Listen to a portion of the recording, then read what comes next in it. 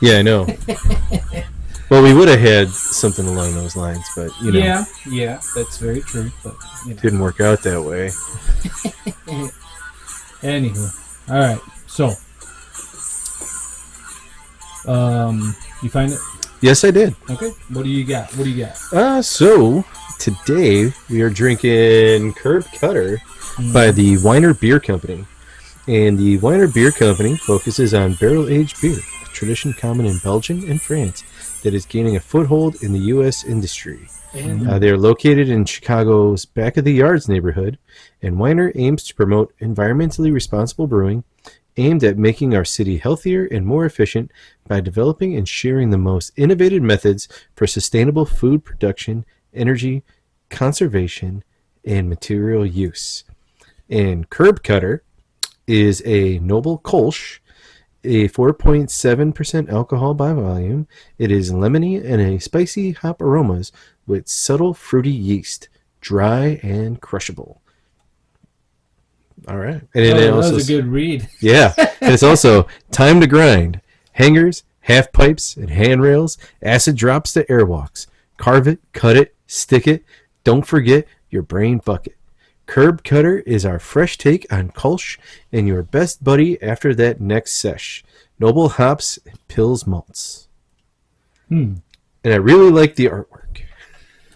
Yeah, overall. It's like after all that, the artwork's really cool. Yes. This is like a board. Yeah. Skateboard. It's a skateboard with teeth on it. Mm-hmm. And at first I thought it said Curb Stomper when it was in the case, but it said Curb Cutter. Yeah, we were talking about that just before we came on. So let's see. It would have been cool if it was a Curb Stomper. You know, all with what's his name on it? Ooh, smells good. Not the swastika, but just having Vineyard's face on there with the like a skinhead with a goatee. That would have been fucking cool. Yep. Let's see. This looks very clear. It is very clear. Ooh. Not too much head. Sometimes that's a good thing. Never. With beer wise, it is. Let's see. Has some fruity notes to it when you smell it. Oh, it's lemony too. Yeah. I do smell the lemony. It's got a little light haze. Nothing crazy though. I don't know. Mine looks really clear. I mean, it's pretty clear. I could see you, but it has like the tiniest bit of haze. It might be because of the cool, like it frosted the glass a little bit. Could be, but let's try this out. Cheers. Happy 2 years. Happy 2 years. That was yesterday. By the time this comes out, it would have been like a week. Or no, it's coming out Monday. So this past Thursday was our 2-year first episode, actually. So yay to us, 2 years. Yes. On the Few Beers in a Shot podcast. The journey goes on.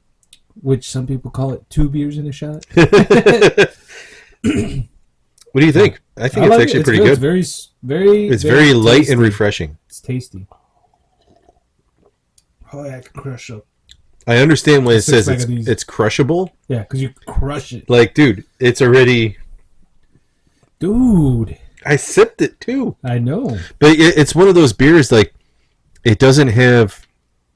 And it's cold, so that's another good thing. Yeah. But it's very, very light. Yes. Like just knocking it down wouldn't be the big of a deal. No. Like this would be like you pour it and you smash it. Yeah. Like these are good for shotguns. Well, yeah, dude. It's only 4.6%, so it's pretty low. Shut the front door. So with it being that, I mean that's basically just a Michelob. I think the lightest one we've had was that River Blonde. No, the lightest one we had. Didn't we do a Stiegel Radler? Those are like 2.8. I don't think we've had that one. I swore we did Stiegel Radlers before. Was it a bottle? No, it was a big can. Oh yeah. And it's the lemonade it was like grapefruit juice and beer. Is that the one you brought from that pizza joint when you met Jason Spartan or whatever? No. Jason Spartan? The Randy Santel. Yes, Randy Santel. No, he was in 300. That's why I remember like Spartan. No, he was in Spartacus. Oh, was he? Yes, he was in Spartacus. He was not in 300. Yeah. But I did remember you bring. brought the big can, that one. And No, but it's in a bigger can. I know we've done Stiegel before. Okay. Like way back in the beginning. Like 2 years ago. Yeah. But this is so long ago, 2 years ago. But this is really good, dude. It is really good. I was kind of worried because sometimes the crazier the artwork, it could be hit or miss when it comes to the beer. But dude, this is. But it's like not hoppy at all, which is hit or miss if depending on how much you like the hops. But since I'm not I don't like to smell them too much. Like I like tasting them. I don't like I don't like it when they're overwhelming. This is beautiful. No, this is really good. Yeah. Wall. I would say I might yes. need another can. Okay. To really solidify. I vote yes. Wall. Based on the artwork and the taste, I vote yes. But as far as like a summertime beer, yes, this is definitely a summertime beer, dude. Mm-hmm. And it goes down smooth. Like, I would be able to kill a 6-pack of this in a night. Like, oh yeah, just hanging out, just chilling, watching a movie or something, or hanging out in the backyard. Yeah. Mm-hmm. Oh yeah, this is definitely. Speaking of movies, dude, do you remember that I showed you that one movie that was gonna be like the next Bullet Train, Fight or Flight? Yes. Josh Hartnett. I saw it. How is it? Awesome. Really? Yes, it's so cool, dude. Oh man, I did a John Wick marathon yesterday. Did you watch all 4 I watched movies? 1 through 4, just back to back to back to back. Really? You spent like 10 hours watching TV? Yeah, dude. I was working from home. Yeah. And I didn't have to do any phone calls or anything. It was just emails and fixing So stuff. you just had them like in the So I just had it on. Yeah. Well, I had the first one just on. Yeah. But then the second and the third, I was like, yeah. And then the fourth one, I was like, eh. You were John Wicked out? Yeah, kinda, yeah. They're gonna do that ballerina movie now. Yeah, I know. That's coming out soon. I tried watching the Continental. It's a show about the hotel, but it was kind of hard to get into. Maybe now that I've watched them all and refreshed my brain, maybe I can go back because I mean it's way before John Wick. Okay, but it's still because it's a story about the hotel and all the contract killers go there and all that. But like maybe more since like I have a refresher to have more context. Yeah, I might be able to go back and watch it. Yeah. But I never got around to it. I never dove that deep into like I've seen the 4 movies. I like obviously the first one's the best one, and then I don't know, dude. Like action wise, though, I think the second one, or the third one. The third one was with Halle Berry, right? I think so. Yeah. There was so much going on. But yeah, that's the thing though. Like it's so much pumping action. You're like, all right, dude, you guys need to slow down a minute. All right. That's the only critique I can have about John Wick. Is that there was not a lot of storytelling. It was just like... I was like, how did this all start? They killed my dog. Yeah. Boom, 4 movies. Yeah. I know it, but I was just like, I'm sitting there waiting. I'm like, okay. All right. He has to like go to sleep sometime, right? You know, like as I was thinking about it, and then at the end, or in the fourth one, when he has to get to the duel, it's like... Oh, they don't let him sleep. But that's the thing that got to me. I'm like, wait a minute, dude. Like he was up all night. I'm like, wouldn't you just like go to sleep in the train station where you're at? Like, just take a nap, dude. You're like, oh, I gotta stay alive. It's like, just sleep. He's got like fucking people after him. I know, but he had the manager and Lawrence Fishburne there. Like, he could have like, all right, I'm gonna sleep a little bit. And then I'm gonna wake up and get there. John Wick doesn't sleep, dude. And then it's just like, all right, like, come on. Can you imagine when they pop out 7 of those movies? It's John Wick. Yeah. So we're gonna play a movie every night on AMC. I don't know, man. I was just like, oh, come on. They're allegedly gonna make the 5th one, like an actual 5th John Wick, even though he allegedly died. Yeah. I would say my favorite one though is the first one, and then the second one, then the 4th one, then the 3rd one. That's my order, like in likeness. The one thing I really liked about those movies is that Keanu Reeves and Halle Berry actually trained. Oh yeah. To do that stuff. Mm-hmm. Like that was what really got me when I was watching the movies. I'm like, this is, and I remember watching those videos. I'm like, that's really them. So you know the thing like how they use you saw the movie Heat, right?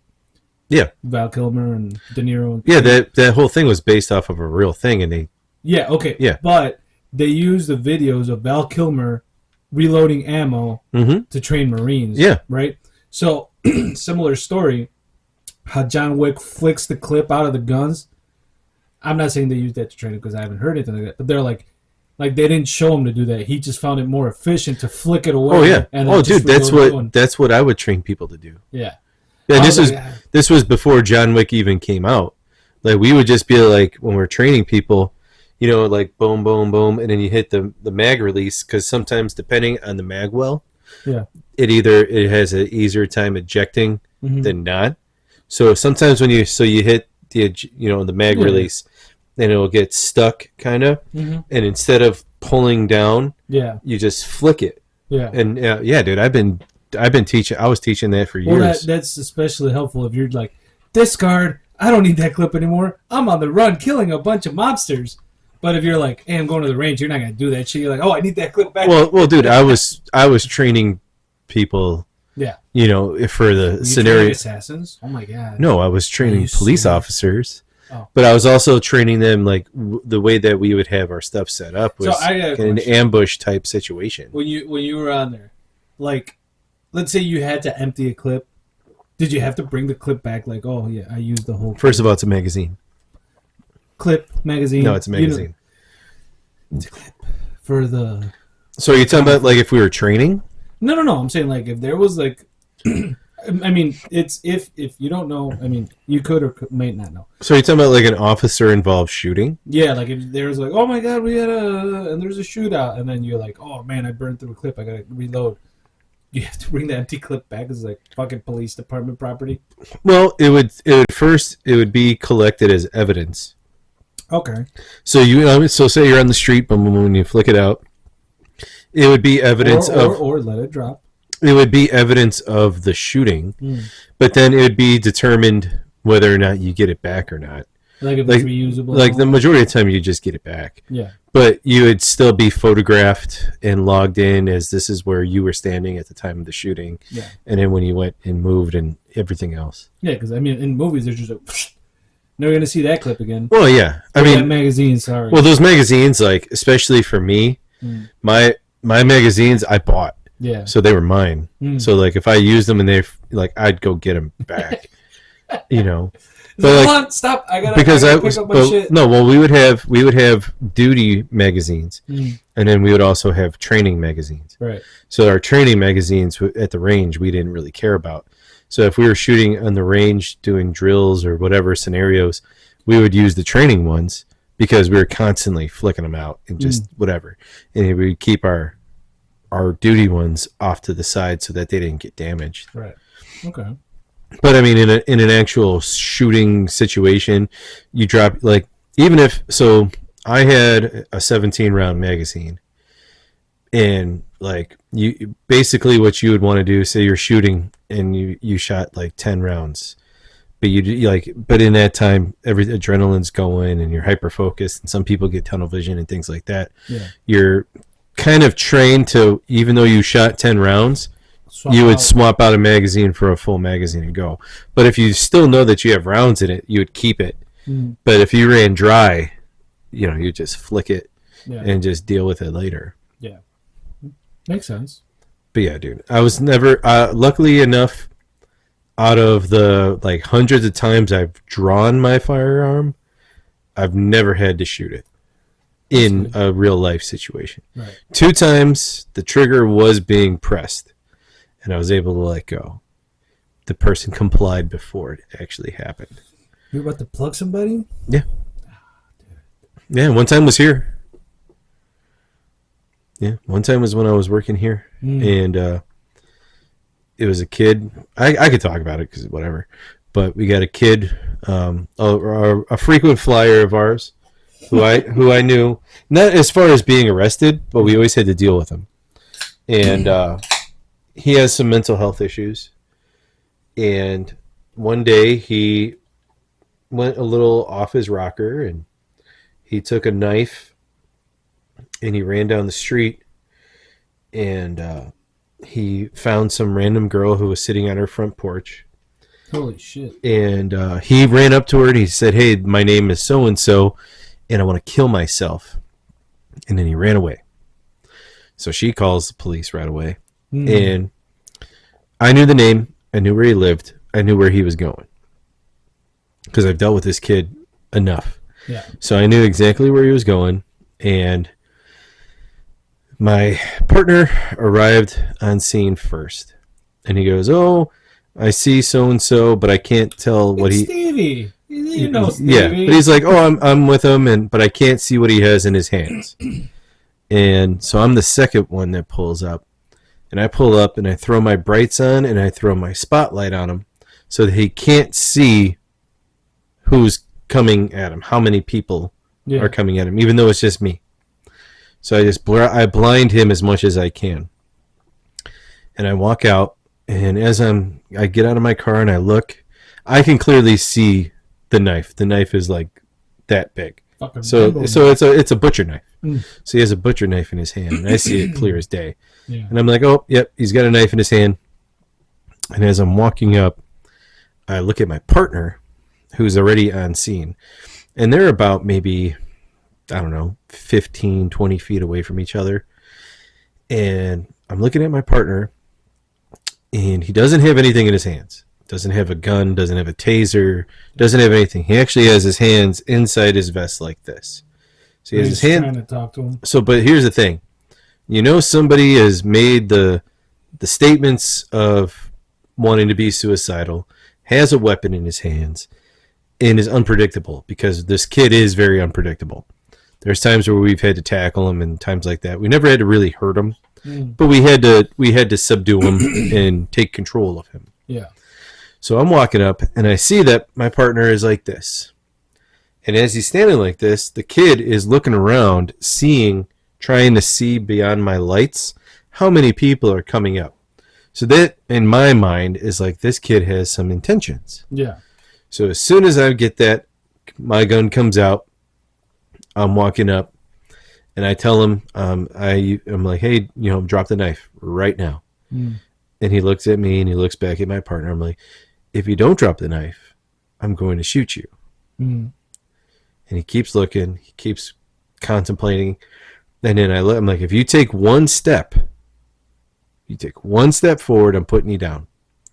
Because there's a rule when you're in the academy, at least it was then when I was in the academy, the 21-foot rule. So if somebody has a knife in their hand and you have nothing in your hand, you will not be able to react in enough time if they come after you with a knife. No matter, you won't be able to draw your weapon, you won't be able to do anything in that period of time to defend yourself.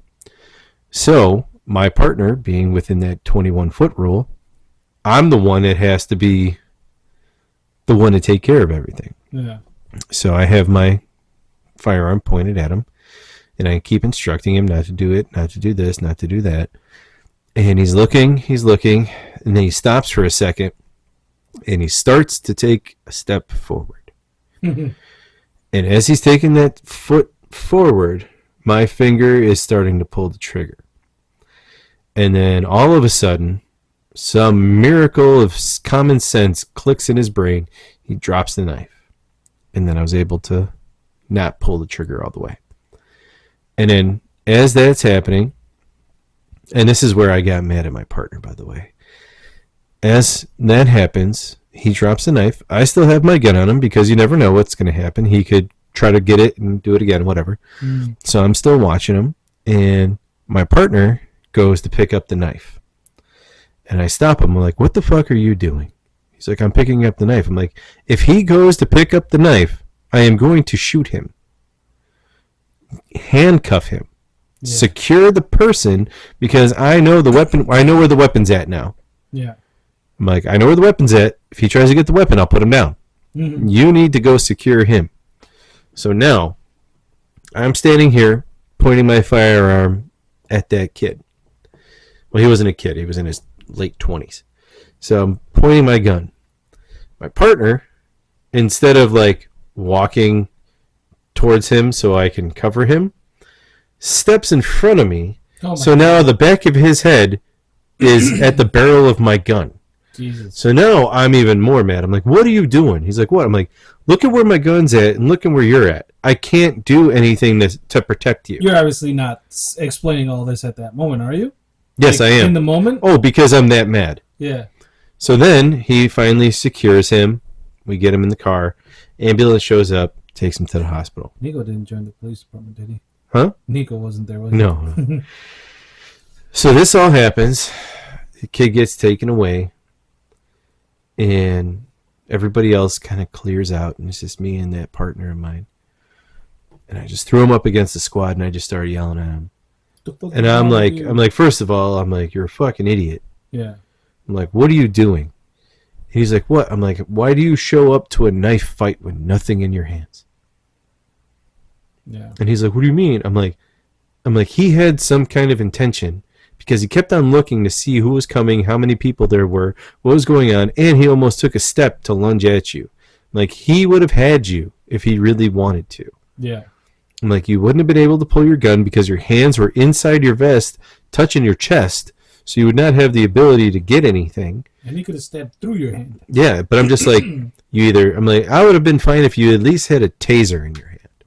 If you don't want to pull your gun out, at least have a taser. So that was mistake number one. And mistake number two was stepping in front of you while you're fucking, you get your firearm drawn on. Yeah. That's rookie stuff. Oh no, he was a cop for 3 years before that. Like as I it was was just going. saying that's like rookie shit. Yes. You know. Yeah. But yeah, dude, that was the first time I was legitimately. No, that was the closest that I've ever come to shooting somebody. Take a breath, dude. Grab me a beer. Oh, Jesus, that was intense. Whew. Take a load off. And then the second closest time I almost had to shoot somebody. Thank you. Was actually no problem. It was a couple years ago, and hello, is anybody? we were in the city doing auto theft stuff. Yeah. And we had a stolen U-Haul van. And dude, we drove 9094 inbound to downtown, outbound towards Indiana, turn around back inbound, turn around back outbound. And then we were in like the 200 something south block in this part of the south side of the city. And we're just chasing this U-Haul all over the place. And then we got into this neighborhood, a specific neighborhood, which that's the neighborhood where they were from. Yeah. And they kept on just going around these 3 blocks. And they just kept on going. And they went through the alley. And then they kept on going. They were getting ready to ditch it. And then finally we were able to like just corner them in to where they couldn't get out. And the doors flew open, but they didn't come out. So we're standing out there waiting for them. And they all had guns on them. And they were all getting ready to do something stupid. Yeah. And the one dude came out with his gun in his hand.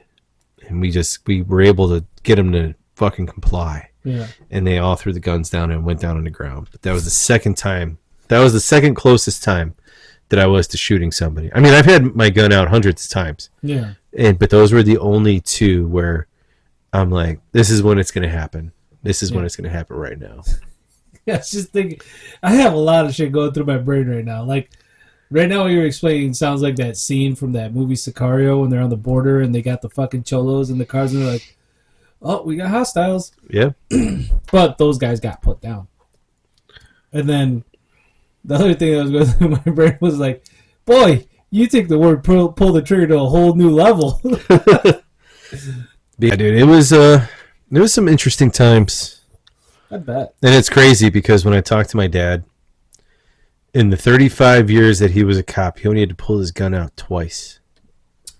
Yeah, that's kind of weird considering when he was a cop. And I told him that, and when we were talking about that, because we were talking about how things have changed. Yeah. And he's like, yeah, I only had to do it twice. I'm like, I had to pull it out like 42 times last week. And he's like, yeah, this is when I was still working. He's like, what? I'm like, Pop, my gun was out all the time, dude. Like, every time we were doing something, it was guns out. Yeah. And he's just like, for real? I'm like, yeah, it's a different world, man. Yeah. You know, going through and just dealing with shit. Actually, there's a third time that I almost had to pull the trigger. And I was also here. Tell the story. So we get a call. So we get a call for a highly intoxicated male subject.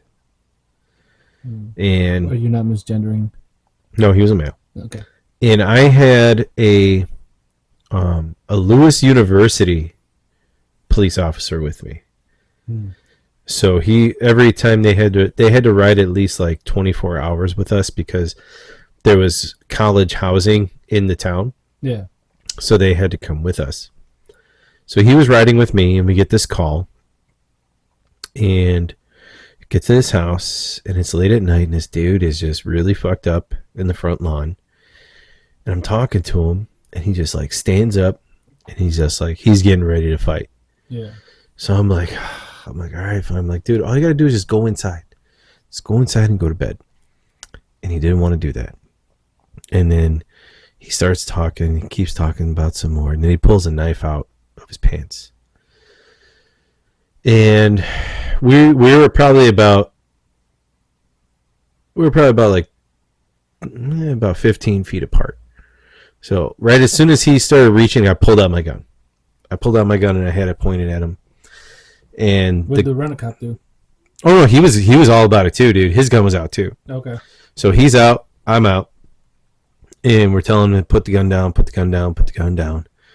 And my partner, who worked in the town, finally shows up and is slowly walking towards me. And I'm like, get the fuck over here. I have him at gunpoint because he has a knife in his hand. Yeah. And he's like, oh, and starts running. Is this the same guy? No, this is a different guy. Okay. And this is another guy that pissed me off. So now I'm looking at this, and I told him, I'm like, I need you to go open my squad door. Me and this kid who's working for Lewis University are going to handle this. Yeah. So I had the guy cover, drops the knife, and I told the kid, I'm like, hey, if he moves, pop him. So I put my gun away, jumped on him, cuffed him, got him in my squad car, got him to the hospital because he was like just too overdrunk. Yeah. Yeah, dude, that was another guy I almost killed. Oh. And it wouldn't have been like in like a flesh. You know, if a certain police officer that I know was there, he would have been like, "Fuck this! You're not Mexican." Yeah, no, maybe. No, I don't know. but yeah, dude, that was It's pretty wild, though. Yeah. I mean, those are. I can only imagine they're very stressful situations. It wasn't stressful, not at all for me. If anything, it was more annoying. Yeah. And it's funny to say that because friends of ours who are in law enforcement and they're married, their wives are friends with Colleen. Yeah. And they were talking one day and they asked Colleen about like, hey, you know, how do you feel? Like, were you nervous or were you scared or whatever? Like when Kyle went to work and this, that, and the other. Yeah. And Colleen was just like, no, I'm not. And they're like, what? She's like, Kyle knows how to do his job. Yeah. Kyle does his job very well. She's I like, mean, it's not dangerous. no, she knew, like, no, she had, but she never worried about me. Like, Yeah. she's like, she knew, like, you know, and she knew that she's like, I know things can be scary, and you know, there's the inevitable. She understands the risks of the She job, understood she's probably like confident enough to know that you know how to do your job well, Yeah. and you're going to do it to the best of your abilities and all that stuff. Yeah, she's like, and she was just like, I was never really worried about, and she told me, she's like, I was never really worried about you. And I'm like, oh, well, thanks, bitch. Like, you never worried about me at work? She goes, that's not what I mean. She goes, she's like, I was never worried about how you would do your job. Yeah. She's like, I knew that if shit hit the fan, you would be fine and you would know what to do. Right. And it was just funny hearing that because then I hear all the other people talk and they're always at, you know, oh my God, worried and this, that, and the other. And Yeah. like Colleen knows my mentality and how I was on the job and how I would just be like, yeah, I had to do this tonight. And she's like, what? I'm like, yeah, I'm so mad that I had to do all this paperwork because of this bullshit. Yeah. And she's like, that's all you cared about? I'm like, yeah, I don't care about what happened. And like, I'm mad that I had to do this. I'm like, I'm more annoyed about the situation than I am about anything else. I'm not worried about it. Fuck you, bitch. Yeah. I know where you're coming from. Yeah, and yeah, like that's completely like, I mean, you were good at that job. You knew what you were doing. Like, obviously, there's risks that come with it. Like, I was even worried about it. Sometimes I was like, I don't know. I mean, I know that if I were in that position, I could do it. Especially if you get trained and all that stuff, and you have some common sense not to step in front of a fucking barrel when somebody's got their hand on the trigger. But just hearing about it, I wasn't worried about it. Yeah, when she said that, she's like, "No, I'm not worried." Right, about but it. you were like, it could be misconstrued like she doesn't give a fuck versus like, oh, I'm not worried about him. How he does it. Well, no, and when she explained it, because I was just like, "Really? You said that? You're not worried about me?" She's like, "No, you're taking it the wrong way." Yeah. She's like, "Am I worried about you? Yes, but am I worried about you being able to do your job when you need to?" She's like, "No, not at all." She's like, you're great at what you do. Right. And she's like, I know you'll do whatever it takes. Mm-hmm. And she's just like, I'm just not worried about the other shit. Yeah. And I'm like, oh, okay. Yeah. She just didn't feel the need to explain all that. She's like, I'm not worried. Yeah. And I was just like, oh, thanks. I'm glad you don't worry about me. And she's like, oh no, I do worry about you, but even with in my line of work, my wife worries, but she this the same deal. She trusts me enough to know that I'm responsible in what I'm doing. Yeah, being what it is, and she told me that because her grandma loves me, so she told me that. She's like, don't tell my grandma you work with explosives. I'm like, why not? She's like, she's gonna be fucking worried out of her mind. And I'm like, why? I've been doing it for like a year already, and nothing is gonna happen. We're not to say nothing can happen. Well, like if it happens, it's not gonna be because of my responsibility or my partner. I trust my partner. You have to have a lot of trust in that job. Yep. And when Colleen knew I wasn't reckless. Right, exactly. She knew that if I saw something and it was bad, I'm going to be like, hey, we need to back the fuck up. Yeah. Or hey, we need to come up with a plan before we go and do this. Yeah. She knew I wasn't just going to run into something stupid. And I think at some point it just becomes routine, it's my job. Yeah. You can't be she can't be at home stressed every time oh my God, he's clocked in. Dude, there was times where all right, so this, I mean, I could say it now. I'm not on the job anymore. So there was one night I was working and we were dealing with these two brothers that were just so drunk and obnoxious. And they were fighting, and then they were fighting with us. And while we're fighting with them, I'm texting Cam as I'm fighting with the dude because we're playing Name That Song. Okay. And I'm texting. I'm like, oh yeah, this is the name of the song. Hang on one second, I'm fighting a guy right now. And he's like, what? I'm like, yeah, just hang on. This is. I'm like, this is getting in my way of playing this game with you. Hang on. And I'm still doing it, and I'm just I have him in handcuffs. I'm like, oh, the song is this. Yeah. And then I put it back in my pocket and I walk out. And they're like, you were really doing it? I'm like, fucking idiot. I'm like, yeah, dude. I was bored. Yeah. And that's the thing. That stuff didn't excite me. Mm. It was just everybody's like, oh, why did you stop doing it? And I'm like, I was bored. Yeah. And they're like, what do you mean you were bored? You did this stuff downtown, you did this, you did that. I'm like, I know, but it wasn't exciting. It was just going through the motions. Yeah. I'm like, I had to deal with carjackers all day. You think that would be intense, but it's really not. Yeah. If anything, it's more annoying. And that was the thing that got me. I was annoyed more than anything at work. And then when I went back to patrol and having to deal with people all the time, oh my God, it was even worse, dude. I would walk in and people that I work with, we go into a ghetto household. Just say ghetto, okay? So people, just ignorant people, okay? They were in there, and my partners are all like, "Sir, could you quiet down, sir? Could you not act like that, sir?" And just using sir and ma'am. Mm. Well, the people that we were dealing with did not respond to sir or ma'am. They were like, "No cama cut." They're just like spitting at them and yelling and screaming and calling them names and everything. And I'm standing there and I'm noticing all of this going on, right? Mm. So I walk in, I look at the dude, I take him by his shirt, and I put him down in his chair. I'm like, sit down and shut the fuck up before I make you shut the fuck up. Yes. And he sat there and he was quiet and he complied. And as that was going on, my boss would walk over to me and be like, "Oh, Kyle, I need to talk to you outside." I'm like, "What's up?" He's like, "You can't talk to people that way." And I'm like, "Talk to them like what?" He's like, "Well, you're on body cam." I'm like, "Okay. Am I violating anybody's rights?" No. Am I saying anything racial or demeaning or anything else like that? Well, no. I'm like, okay. Did he comply with what I was asking him to do?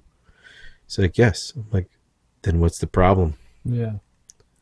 I mean, it could be looked at as a threat. Like It's not a threat. It's, they know, like, when you all right, when you deal with people who only respond to a certain kind of communication, you have to talk to them in that kind of communication for them to respond. Yeah. Then I told him that. I'm like, look, dude, I'm like, he understood what I was saying. Yeah. And he sat down. He didn't say anything else after that. You need to be a little bit more stern with him. It's not even stern. You just have to talk to them in a way that they understand. Or not understand, but how they know how to respond to. Yeah. And because they think of it as like, when you hear sir and ma'am when the guy is saying it to you, they're like, man, this guy's a bitch. Yeah. Fuck this guy. This guy's a fucking bitch. But when you walk in and like, hey, bro, sit down and shut the fuck up. Mm-hmm. He's going to sit down and shut the fuck up because that's all he's been saying the whole time. Mm-hmm. And he goes, oh, this guy knows what's going on. Right. So you'll sit down. Dude, I had people that would come up to me and like when they're talking to somebody else and it's just not happening. And I walk in, I'm like, hey, bro, what's going on? He goes, oh, I'll fucking talk to this dude. Fuck you, fucking pig-ass bitch. And come and talk to me. And I'll just start laughing. And I'll just start talking to him. And we'll just go on and I'm like, hey, bro, what's going on? All right, this is what's going on. All right, well, dude, this is fucking bullshit. Let's call this. So you brought the street to the streets, huh? It wasn't even that, dude. It was just like I talked to them like fucking normal people. Because that's what you should do. Yeah. Like, all right, sir and ma'am is when you're on day shift dealing with old fucks. Yeah. Okay, when you're working night shift, no. In the ghetto. So when the sun goes down, you talk like a normal fucking person. Yeah. Now, don't get me wrong. When I had to work during the day, and I had to go to, 80-year-old woman's house. Ma'am. Hi, ma'am. How you doing today? Hey, ma'am. How the fuck are you Even doing? Though there was one time, dude. I was working an 18-hour shift, and it was like the 17th hour of my shift. I just imagine where your head was. And I got a call to this house, and oh, dude, the sun was up. It was during the day. And oh my God, I was so mean. I was so mean to this lady. And she's like, is everything okay? I'm like, no. I'm like, this is my 17th hour on an 18-hour shift. I work nights. I'm sorry. She goes, oh, now I understand why you called me a bitch. And I'm like, yeah, I didn't mean to call you that. I'm sorry. I'm just really tired. Yeah. And she's like, she's like, it's okay. I hope you have a great day. I'm like, thanks. Go fuck yourself. I'm going home. And she's like, what? I'm like, have a great day, ma'am. And I got in my car and drove away. Oh, that's funny. But it was funny. Fast forward to today. My ex-father-in-law was talking to my dad because Brax just graduated 8th grade. Yeah. And now he's going to high school. And they were sitting there talking, and they were talking about how they missed the job because her dad was a firefighter. Right. And my dad was a cop. And they were talking about it. And he was saying everything about it. And I looked at him like, dude, I don't fucking miss it at all. I'm like, when I left and it was done, it was like the biggest weight was off my shoulders. Yeah. And then even like telling my mom, actually my mom told me after like it was all the dust settled and everything, she's like, you know what? She goes, I know you never really wanted to be a cop. Mm-hmm. And I'm like, yeah, you're right. I never wanted to. She's like, so why did you do it? Yeah. And I'm like, because I was Good question. fucking good at it. Yeah. I'm like, that's the only reason I did it was because I was good at it. Could be good at anything if you apply yourself. Well, dude, it was easy for me. Yeah. That was the thing, is that it was easy for me. And I remember because I was dispatching in Summit, and I handled this whole situation over the phone. Yeah. And there was 2 cops that were standing in the state, like next to me while this was going on. And when I was done with it, and they heard everything, they looked at me and they're like, dude. And I'm like, what? They're like, you need to be a cop. They're like, the way you handled this shit just over the phone, Yeah. they're like, you'd be great at it. And I never wanted to do it, dude. And that ignited the flame, and you're like, Yeah, all right, I'm going to be a cop. I didn't want to, but it just ended up happening. Yeah. You know, like, I never wanted to do it. Mm. And I did it. I did it for 13 years. And I was good at it. But it was never what I wanted. Yeah. You know, I did it for my dad. That's all I did it for, was for him. Because I knew, want you to be a cop? because I knew he wanted me to be a cop. Oh, okay. And that's why I did it. Okay. You know, I did it for him. And my mom was just like, it was like a year ago. It was about a year ago. She's like, I knew you never wanted to do it. And I'm like, yeah, no, I never wanted to do it. Yeah. I'm like, it was the last fucking thing on my mind. And here I go. I'm like, and I spent fucking 13 years of my life doing it. I'm like, you know what? I could have been doing something that I wanted to do this whole time. Sometimes you just got to get that paycheck, though. It wasn't even about that, dude. It was just like, No, I'm saying you need to. Oh, yeah. You need Oh, I job. know. And it's better if you have something that you're good at and it's easy enough for you, and it doesn't pay horrible. No, it didn't pay horrible at all. I mean, it does for the risks, and it depends on where you work, obviously. Like, cause I mean, well, I mean, I made 6 figures here. yeah, that's what I mean, though. But like, can you imagine a cop in like Compton? It's like, oh, that'll do. Well, it's LA, dude. You gotta think about LA's right. making... That's what I'm saying. Like, a cop over there should probably be making. Well, yeah, but I mean, you got suburbs here that are shitty where those guys make 35, 40 grand a year. That's the standard living. Yeah. In most of the country. But then you go to like Aurora and you're making 120. 120 clams. Yeah. But like every town's got a shitty part. I'm sure they take some sort of risks once a decade. Oh, yeah. But anywho. Yeah, I don't miss it at all. You got any more cop stories you want to tell? Oh, I got plenty of stories, but I probably shouldn't tell them. You don't have to. I mean, I almost gave this girl a panic attack on a traffic stop. Yeah. She was like 16, 17 years old. Oh, I thought she was going to be one of those like, don't touch me. Oh, I had a few of those too. I'm woke. I had a few of those too. But this girl is funny. She was speeding, going home, and she had like 4 of her friends in her car. And she had too many people. Like on your license at a certain age, you can only have like one occupant or whatever with you. And she was sitting there. She was being all nervous, and I went, You're like, you're going to jail. Well, here's the thing. Like, I didn't write her a ticket. I'm just giving her a warning because she's young and whatever. You were being cool about it. And I was like, oh, whatever your name is, we'll just say like Jessica. It's like, oh, Jessica. I'm like, you know, I did it. No. I was like, she broke my heart. I'm like, oh man, we got a problem here. She's like, what? I'm like, your phone number's not. No. I'm like, there's a warrant out for your arrest. I'm like, I need you. You did not. I did, and I was like, I need you to step out of the car. And she's like, and starts hyperventilating. I'm like, I'm just joking. Here's your license. Get home safely. Yeah. Oh, that's funny. And actually, one of my favorite stories, dude. So I'm still working here. Most of my greatest stories were when I was working here. My funniest shit was here. Yeah. And I'm behind this car, I'm just driving, and the driver makes a weird right-hand turn. So she makes the right-hand turn, she just bashes the curb. Ooh. And I'm like, oh, okay, I'm going to follow you for a minute. So Run now the plate. she makes the turn. I make the turn. And I'm behind her. Run the plate, waiting. I'm like, I need a few more things before I pull her over. Driving behind her. Boom! Hits the curb again. I'm like, oh, okay, here we go. I'm like, give me one more. Boom! Hits the curb again. Jesus. And now just swerving. Throw on my lights. Pull her over. Walk up to the car. And I'm like, hey, how you doing tonight? Is everything okay? Like, what's going on? She's like, yeah, why? What's up? I'm like, dude, you blasted the curb 3 times. like 3-4 times over there. Like, what's going on? Is everything all right?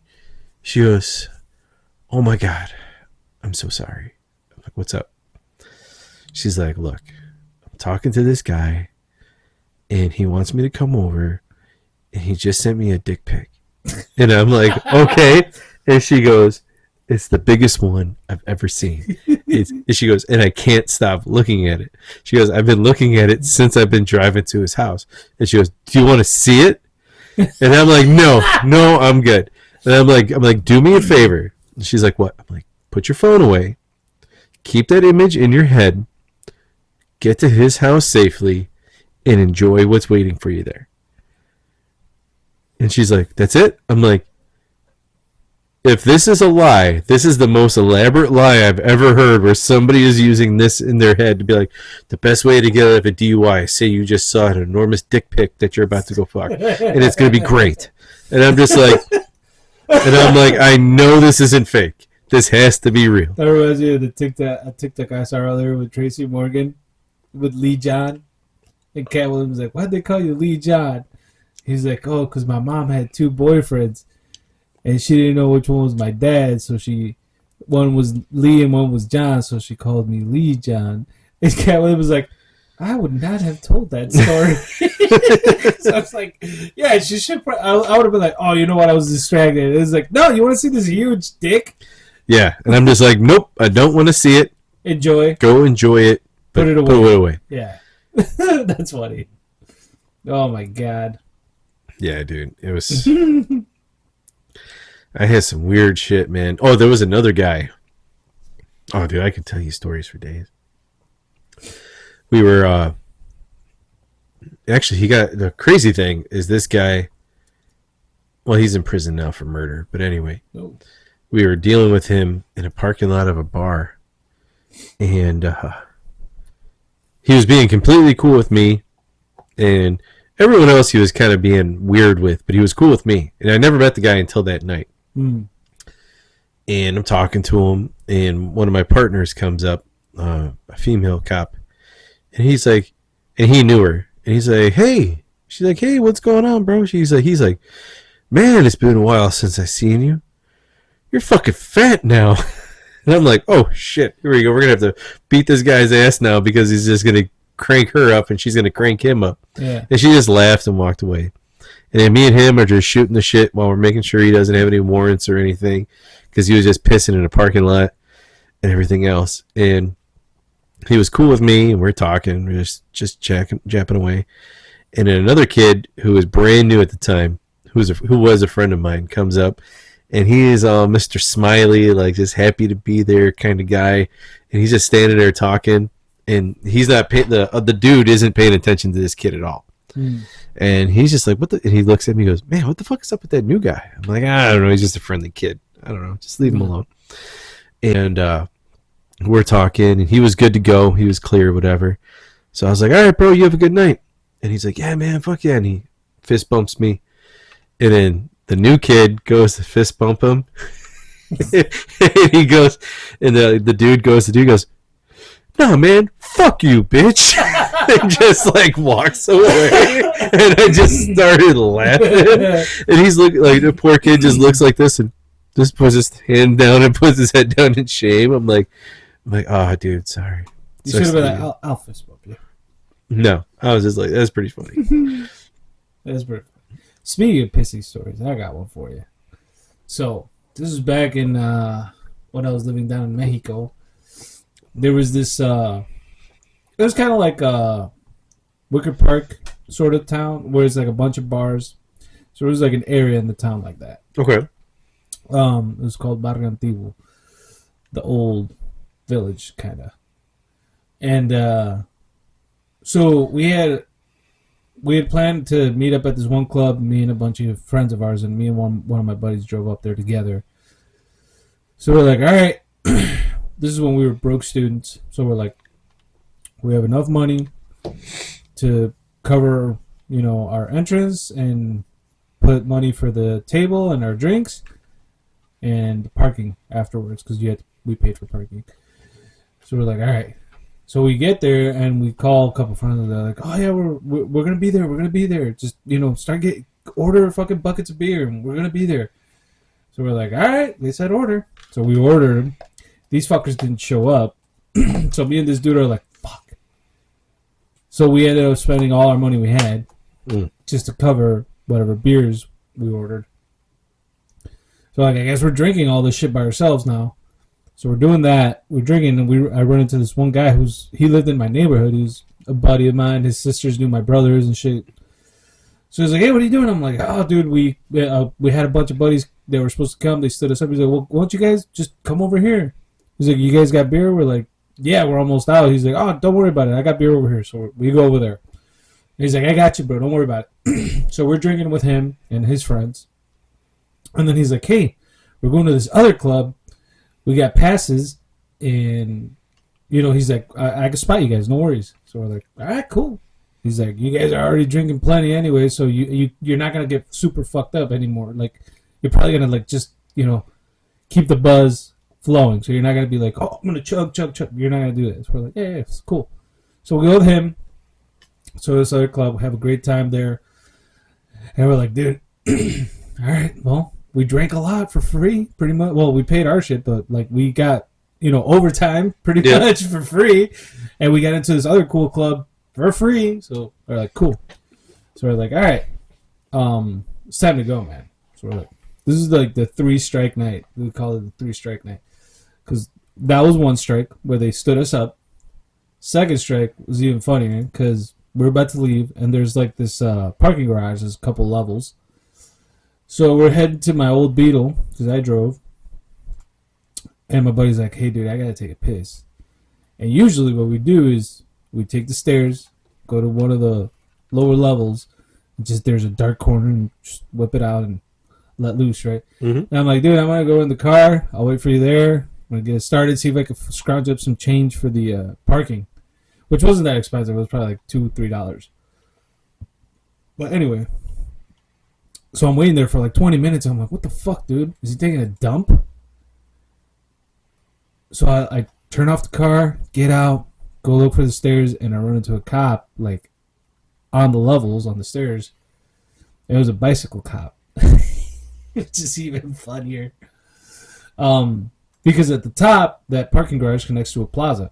Okay. Where there's, like, statues and, like, it's not City Hall. There's another building there. It's like a part of an important part of the city where everybody goes to celebrate when there's a championship, like team championships and shit. Yeah. So they're like, are you wanted? I'm like, yeah. And at this point, I'm like, I guess I could answer because I haven't done anything wrong. Right? Like, I'm drunk, but I'm not in the car. I'm not driving. So I'm like, yeah. Yeah.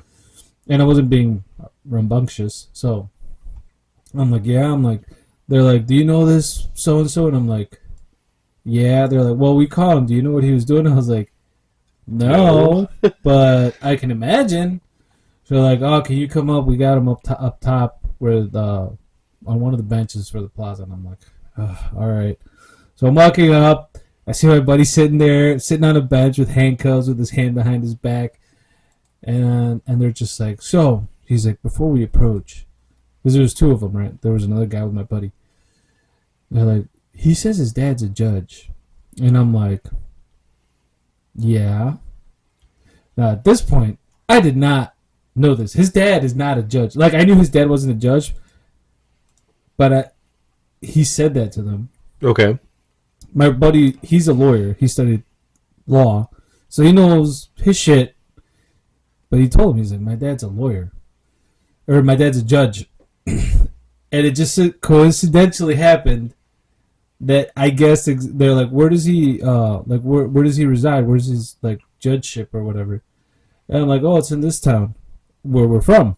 Okay. And they're just looked at me like, oh shit, this is telling the truth. So they looked at my buddy. My buddy's dad worked at FedEx, dude. Like, he wasn't a driver. He was like somewhere in like the offices, but he was nowhere near a judge.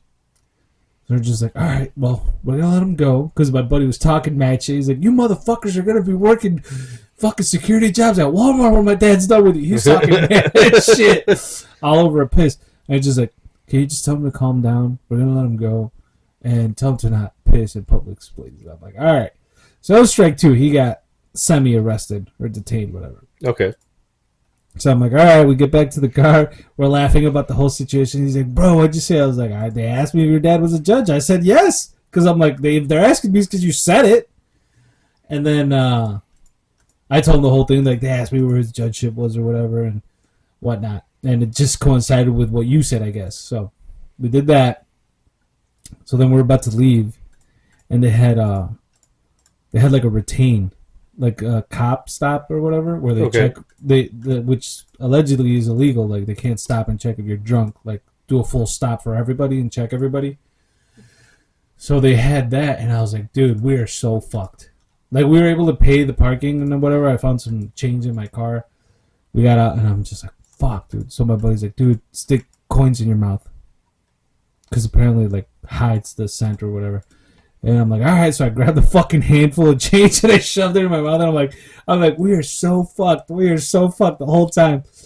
So we're like, the next car, the guy that was, because there were several lanes stopped and they were checking like a bunch of lanes. Yeah. The guy that was stopping our lane let the car in front of us go, and then he starts running to another lane.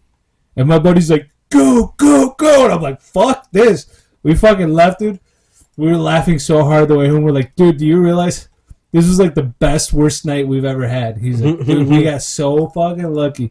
We got fucked up extra for free. He's like, I got arrested and let go. And we just evaded, like, going to jail right now again. He's like, I would have been arrested 2 times in one night. I'm like, why? Fucker, you weren't driving. He's like, I probably would have said something stupid to the cops. I was like, Jesus. Oh, jeez, dude. Yeah, that was funny though. So we got home safe and everything. We're just like, I think we crashed at his house and we're just like, oh my god, dude. And then we told the dudes that didn't show up, we're like, dude, we had the craziest night. All this shit happened. They're like, yeah, dude, we were gonna go, but something happened. And I'm like, I don't need to hear your bullshit. Our story's better. We were bitches and we just didn't want to go. Yeah, pretty much. You gonna do the third one?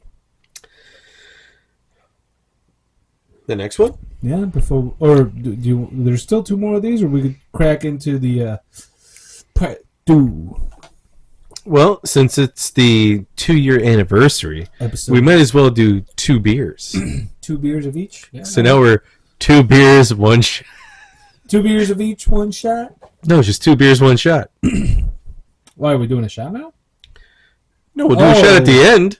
Yeah. 2 beers. Yes, 2 different types of beers. No. Just 2 beers, 1 shot. Yes. We could do a play on that other podcast. I like where your head's at. You know, I remember when somebody was like, you should name it that so that people will bounce off of it. Yeah. I'm like, I don't want to get sued. Yeah. Oh, yeah. You know, I'm like, no, we will just say few beers in a shot. 2 beers, 1 man cave. Yeah. No, 2 beers, 1 shot. Like, come on. Yeah. We don't want those kind of suits. Like, I don't feel like losing money when we We're have not making have money. $7 in our YouTube account. Yeah, exactly. So what's this one now? This one is The Blonde Orange? the Blood Orange Oval Beach Blonde Ale Ooh, another by blonde. Saugatuck Brewing. And we've done Saugatuck Brewing before. But we haven't tasted their Blood Orange. We've never done this one before. It's just like cracking open a can of happiness. Imagine squeezing a juicy blood orange directly into a freshly poured pint. That's what you have right here in your hand. An enjoyable, bright, and flavorful packed blonde ale brewed with blood oranges. Saugatuck Brewing, 5% alcohol by volume. Nice. Good beer. And we've had Saugatuck Brewing before. Mm-hmm. The blueberry lemonade shandy, Yes. which is very good. Which I'm thinking, if this is anywhere near that caliber. Mm. All right. After having the second one and the artwork and the story behind it, I'm good with this being on the wall. All right, put it on top of one of those cans. I'll just put it right But on top of Harley. Yeah, there you go. of Lime Guppy, There you go. which is a really good one as well. I got a fucking thing we got to put up, like a shelf Yeah. for like over the TV. We gotta have to take down the guitars or something. I don't know. So We'll here, work something out.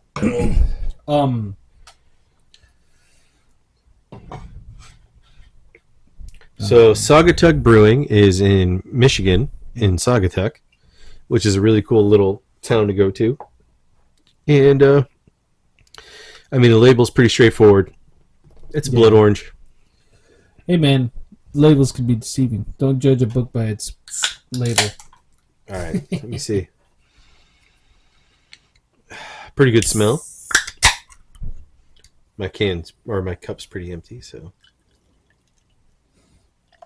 I got horrible sense of smell. They have to be like really strong. Smelled kind of okay though. Oh, you get more of a smell once you pour it out. I hope. So this one looks more ale-y, I guess.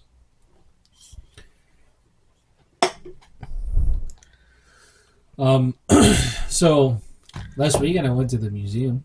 Yeah. Well, here first, let's cheers to the second beer. Second beer of the 2-year episode. Yes. Ooh, yes, automatic wall. Oh yeah. Automatic wall, dude. Put that shit up there.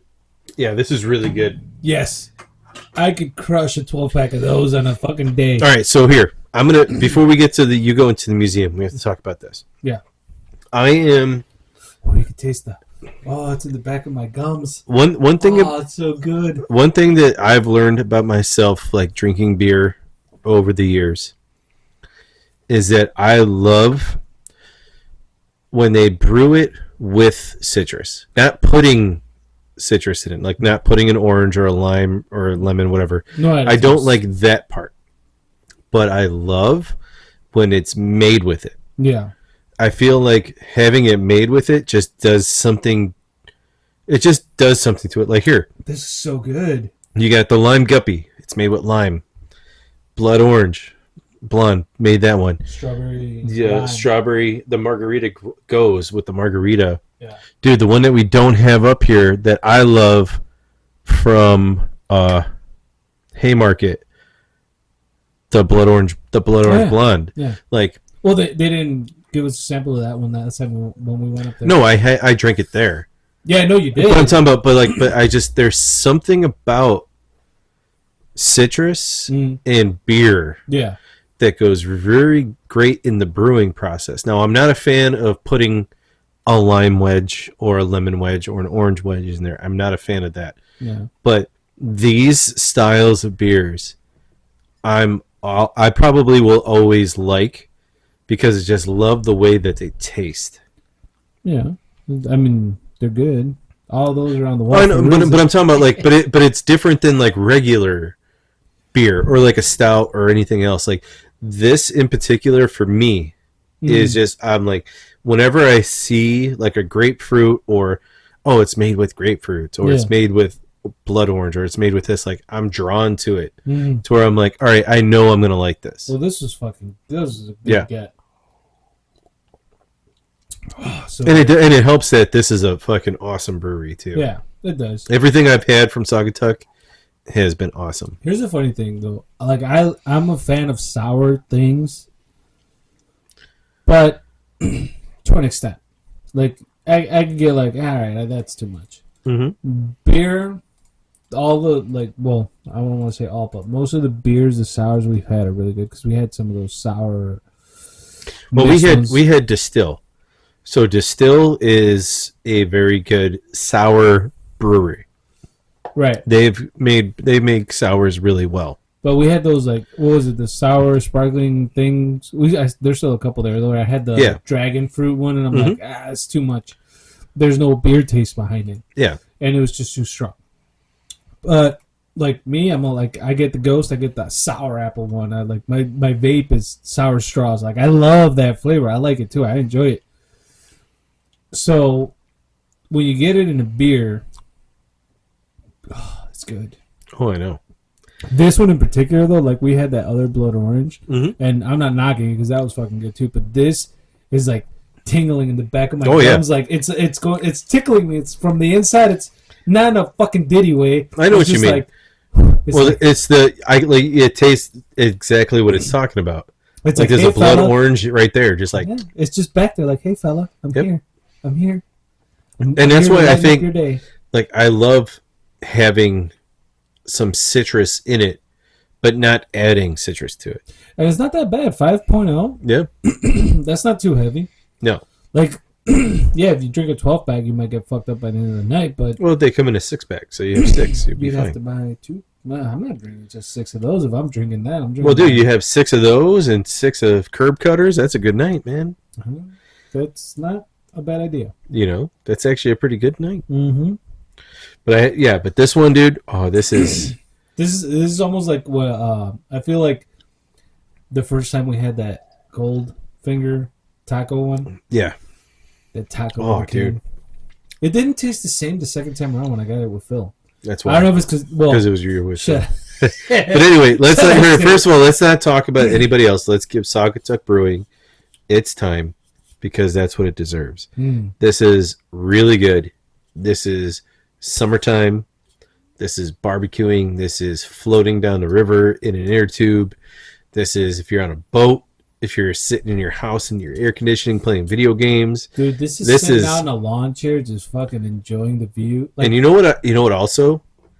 Like in the middle of winter and you're just like, man, I'm just so like bummed out about the snow and everything else. Yeah. And if you had one of these in the fridge and you just pop it open, oh, dude, this is like, that's it. Like, all right, I need like a glimpse of sunlight. Yeah. You have this and you're like right back into that mode. I'm going to put on my shorts and a Hawaiian and fucking just kick back. Yeah, dude, this is. Well, there's a blizzard outside. And you know what's funny? The first time I had Saugatuck Brewing is when I was up in Michigan in the middle of a blizzard in a cabin, and I had Saugatuck Brewing. And it was really good. But yeah, dude, I'm glad I found this. Yeah, that's really good. And yeah, that's definitely a wall piece right there. That's wall worthy. I agree with that. Definitely. And the only reason that Goldfinger didn't taste as good is because Phil was here. No, same thing with the other beer that you guys did, is because no, Tavern was good. Well, Tavern's always good. Yeah, but no, it didn't have that like strong Frito taste at the end. It was weird. I don't know if it's because it was like colder. Because those ones I learned the lesson and threw them in the fucking freezer for a little bit, let them get cool, and then like after an hour take them out before they actually freeze. Yeah, and it didn't release that aroma or taste. So, remember, I told you about that. Anyway, I went to the museum last week. Yes, tell me about the museum now. Well, we had to talk about this and give it its props. So, I went to it was amazing. Because, I mean, I don't know if it's because I went there, but I popped it. It's like all over my algorithm right now that I went to the Spider-Man museum, or the Spider-Man exhibit. Awesome, dude. Totally worth it. It's like $12 or $18 over the initial, museum entrance. Yeah. So it wasn't bad. It's not that expensive. But they had so much cool shit. And I was like, oh my God, I know this. I know that. I know that. And they're like, for avid comic readers or, fans of Spider-Man, you will notice gaps. Like there's certain points in time where you're like, all right, it stopped here and they don't talk about all this. Because all of a sudden they go from like the Silver Age to the movies. But they cover like the main villain. They didn't cover the Sinister Six, which is fucking weird because I'm like, that's like a big thing for Spider-Man. Yeah. But there's nothing about the Sinister Six there that I saw. Talia was really into it too. She was like, "Oh my god, you want to take a bunch of pictures?" Like they had like figures, like statues that you could take pictures with. They were pretty cool. We had these two little kids in front of us, like in the line, because the exhibit's divided in two parts. So they have it like one section is in one area, and they're like the second part's over there. So you have to like travel through. Not that far. You have to just cross like the main lobby of the museum, and then you enter the second room. Yeah. But we got behind these kids, and they're like climbing on top of the statues, and I'm like, if they fuck those up, they're in so much trouble because they were like live, like life size, and they had a Miles Morales one that you could just sit down and take pictures with, and they had a Ghost Spider with Gwen Stacy Spider-Man. Okay. Spider-Gwen that you could take pictures with. And I took pictures of Talia and Allison with Miles Morales, and then since those kids were like being rambunctious with the stage, I'm like, I'm just going to take a quick picture of the Spider-Gwen because she had like a phone out, like a selfie type. So I was like, I'm going to put one right over her phone so it looks like the selfie, and then I'm just going to take one. And it was pretty cool though. The coolest thing I saw, well, one of the things that I was like really nostalgic about is they had the Sega Genesis Maximum Carnage game there. The exact same like stuff that I had, like the Sega Genesis, not the old school one that's like a big huge block, but like the little smaller, slimmer one. Okay. With the red cartridge, the box, and I was like, I have all that shit at home. And Tyler's like, yeah, you're supposed to sell all that. And I was like, no, I'm not anymore. And then Tyler was telling me, she's like, you know so much about this stuff. She's like long shot, right? But she's like, you would be awesome at like giving a tour on this. And I was like, man, I was like, if they reached out, I don't know, I'm pretty busy, I got work. Yeah. But it was so cool. It's totally worth it. Anybody I've told, I'm like, dude, go. It's worth it. That was one part of it. The other part, we went to the U-505 exhibit, which is the captured Nazi submarine, and we took the tour inside. We took Allison. She was like, oh my god, what the fuck is going on? Heil, heil, heil. She was hearing the echoes. So we were there. That was cool, dude. The walkthrough, they give you a tour, and they tell you the story about how that was fucking up, U.S. subs and ships until they fucking overtook it. And instead of destroying it, they're like, nah, we're taking this bitch with us. Well, dude, it's crazy about the U-boat situation during World War II because they were all up along our coast. Yeah. And then it was happening, what was it? I forget if it was a book. Did they write a book? I think so. Or did they make a movie where there was, when they got to, there was a U-boat by Miami, and the dudes fucking left the U-boat because they heard how bad the war was going, that they left the U-boat and like swam to Florida and just were like, fuck it, we're just German immigrants here in Florida. We're running away from this and like a whole, because it was just like they found a U-boat out there that was completely empty. Yeah. And like Germans were just leaving because they knew that, well, this shit's over. We'll fucking swim here and be like, oh yeah, we know English. Yeah.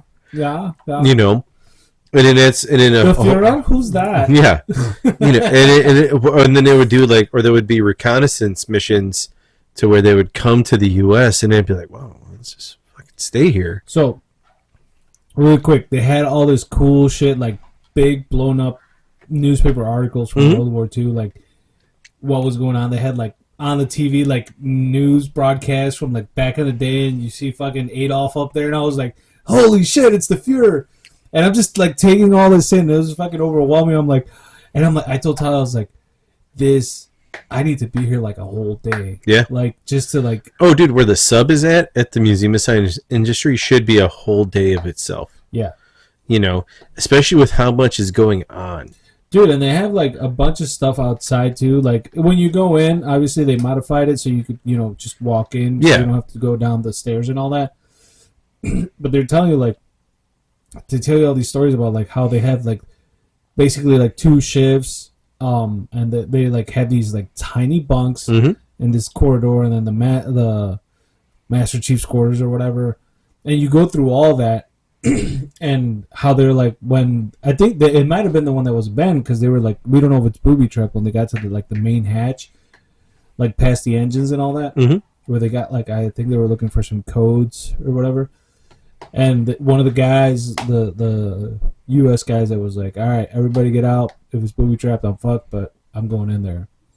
And he went in there, and they're like, no, that's just abandoned. I was like, holy shit, dude, that's so cool. I'm like, you need to tell that story better because you're not giving it the fucking importance that it deserves, man.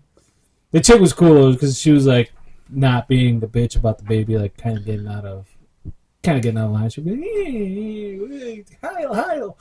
And I was like, whoa, Allison, you're not blind but blue eyes. Chill out. No, she must have some Argentinian blood in her. Then. No. Some Argentine. I do want to try. What did you do? The 23andMe? They went bankrupt, dude. Right, but what was the other one? Ancestry.com. Yeah. I kind of want to see like where I come from because I'm like, I know the Aztecs and the fucking Mayans don't have fucking green eyes. Well, you got to remember, dude. Like over the course of history, I do when it comes to like South, like Mexico, Central, and South American, there was a plethora of different cultures that conquered. not only conquered but also immigrated there. Yeah, you got to think, and then like, I mean, Argentina is the perfect example of not only South Americans, but there's a big Italian influence in there, Portuguese. And there's also a big like their food. They speak Portuguese. No, Brazil. they speak Portuguese in Brazil. But I'm talking about if you look at their food, I'm going by their food and their facial features. Yeah. You have an influx of Italian, you have an influx of German. Mm-hmm. But you got to think, at the biggest time where there was but immigration there was from like end of World War I, World War II era. Yeah, like the US got the Brits and everybody else got the rest of Europe. You had tons of Germans flooding to Argentina. Yeah. But you guys also think the Axis powers, it was the Italians and the Germans were part of that. Mm. So there had to be an influx of Italians down there too. If you look at their food. Yeah. A lot of their food is a very Italian influenced. Yeah. Like there's a lot of pasta, a lot of different things that are in Argentinian culture. Mm. So that, that also rolls into it. And then you go up further north, you have the Brazilians, which is Spanish and Portuguese. Yeah. More Portuguese than anything because that's their like national language. Yeah. And then you got on the... Did I just say they speak Portugal? Yes. But then if you look on the Pacific side, is it Chile? Yeah, Chile.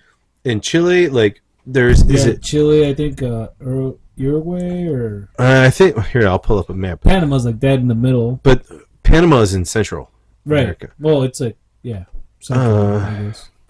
But there was here I have to look it up because there's a part that I want to talk about. Well, while you're looking that up, if you I found it. Sorry. It was either Ecuador. No, it's Chile. So in Chile, there's an area.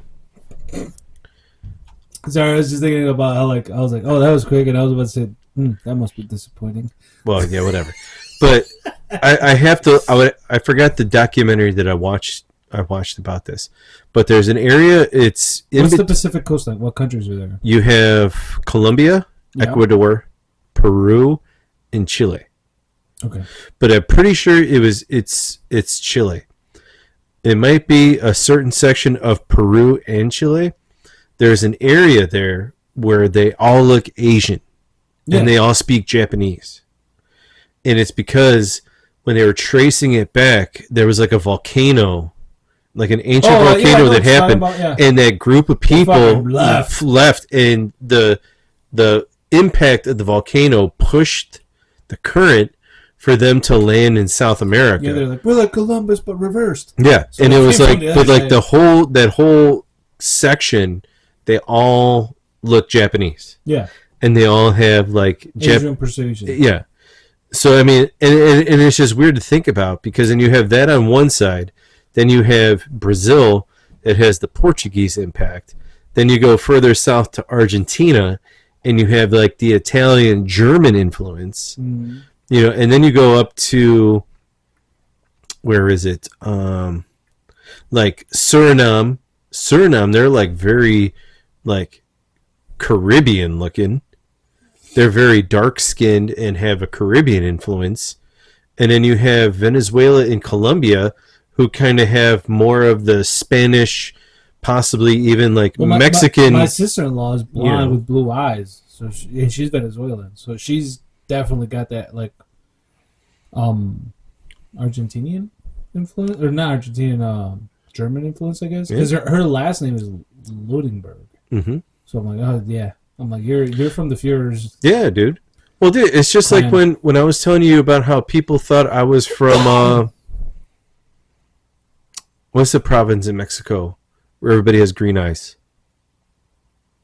There's a lot. But like where there was like it was like where I'm from, there's plenty. It was oh god, I have to Jalisco. Yes. Yeah.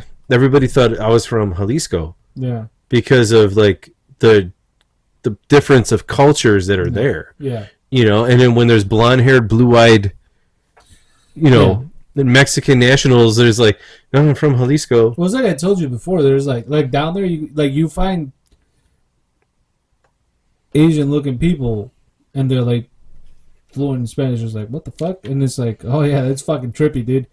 So you find everything. Yeah. Well, that's what it was like in Chile.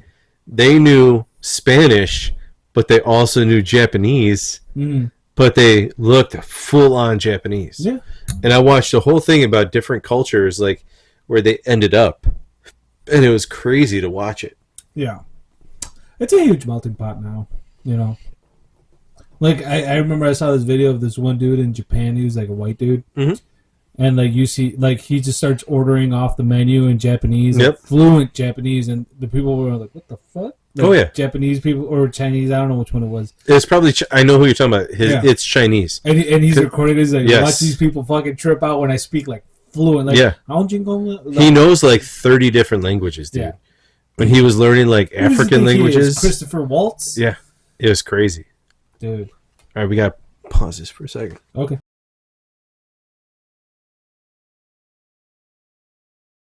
So during this little bit of break, I actually came up with my headphones on. I can't hear you. I'm just saying.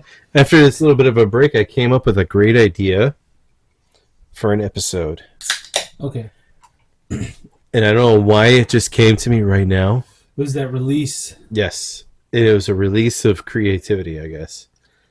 But it means you let out all the negativity, and I let in creativity, left all the positivity. So we're back, I guess. I mean, there's no like intro, like, "Hey, we're back, everybody." No, we don't need to say that. They don't. But so here, I hear that bullshit. So this is what I was thinking about. So I was thinking about the trailer for the new season of Peacemaker. Mm. So Is it out? No, it's not out yet. I don't know when it's coming out. I'll find out. But I'm thinking we do an episode as we watch Peacemaker with a couple beers and we order food. Can't hear it. Copyright. No. We just watch it, and we just like we'll watch it, but and when we're done, we'll watch all of it and then talk about it after. Are you talking about like the first episode, or like wait till the season's done? Like we can either do like a marathon and then talk about it. Dude, the wife would have to be out of town for that one because it's like a whole. Well, depending on the. Well, you just have to get clearance for us to be here till like 4 a.m. Yeah, but and then we just do we just do an episode at like 3 a.m. I hope. Here's my hope: is that they keep the intro. Oh, I'm sure they will. Like they might modify it. I don't see them changing that. At least the song was fucking dope. Oh, dude, it was the best part about it. It was like, do you want to skip it? No. I know, we watched the intro for every episode. All right, and then we ordered White Castle Uber Eats that never showed up. No, we ended up munching the fridge. We raided the fridge.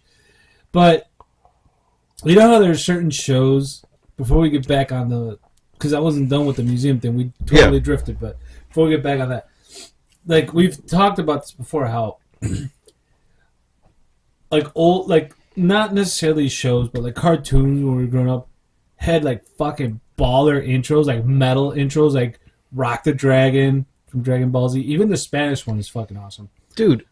And then, Thundercats, Power, G.I. Joe. Power Rangers is the most metal fucking entrance ever. That and Rock the Dragon for me. Yeah, they're just like dun, dun, dun, dun, dun, dun. And like was it the second season of Full Metal Alchemist? Oh yeah, that one was a banger too. Dude, a lot of them are. They're just so fucking like they were so pumped. Yeah, like even G.I. Joe, Transformers was so up there. Thundercats. Yes, dude. Like those were like I was like yes. I was like I need to wait. The fucking X-Men '97. Yeah. Yes. And you hear the electric guitar in the background. Yeah. Especially at the end when they were all getting ready to fight. Build the crescendo.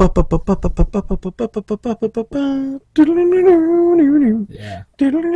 Those are bangers, dude. That's why I'm still like jazzed up about that shit. Like my mother-in-law is like, oh, she's like, she thinks it's really sweet that she's like, you're like a little kid still, but like you're an adult, but you're still like, you have that like, well,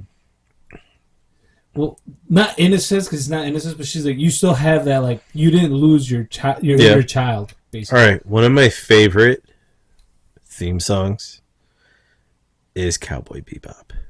I love that one. Oh dude. yeah, I can listen to that song just. Oh